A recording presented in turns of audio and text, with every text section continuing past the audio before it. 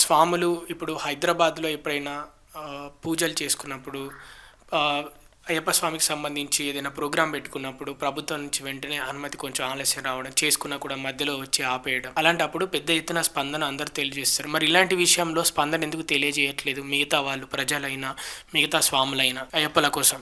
అయ్యప్ప స్వామి తత్వం మాకేం చెప్పిందంటే, సహనంతోని శాంతియుతంగా, అంటే ఈర్ష్య ద్వేషాలకు అతీతంగా ఒక సాధు జంతువులాగా మేము మా జీవన వ్యవహార శైలి ఉంటుంది. ఈ మండల కాలం కూడా ఎవరిని దూషించడం కానీ, ఎవరితో కోపం, ఏవైనా కష్టాలు వచ్చినా బాధలు వచ్చినా మేమే తీసుకుంటాం.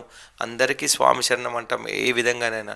అలాంటిది ఇంత సౌమ్యంగా ఉన్న మమ్మల్ని ఈ విధంగా ట్రీట్ చేయడం అనేది కరెక్ట్ కాదు. ఒకరోజు ఒక ఉప్పెన వచ్చిందంటే ఈ ప్రభుత్వాలు అన్నీ కూడా కొట్టుకుపోతాయి. అయ్యప్పల్లో సహనం ఉన్నంత వరకే. అయ్యప్పలకు సహనం అనేది కోల్పోయిన రోజు మాత్రం లక్షలాదిగా అయ్యప్పలు రోడ్ల మీదకి వచ్చేస్తారు. దానితో పాటు మన ఉభయ రాష్ట్రాల్లో ఉన్న ముఖ్యమంత్రులు కూడా స్పందించాల్సిన అవసరం ఉంది.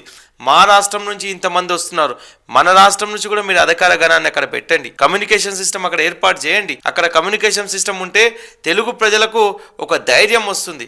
తెలుగు ప్రజలు అక్కడ ఉండి వాళ్ళకి ఈ విధంగా మీరు వెళ్ళండి, ఈ విధంగా మీరు రండి అని మన రాష్ట్ర ప్రభుత్వ యంత్రాంగం నుంచి కూడా ఒక కోఆర్డినేషన్ టీం అనేది అక్కడ ఖచ్చితంగా ఏర్పాటు చేయాలని ఈ సందర్భంగా నేను డిమాండ్ చేస్తున్నాను.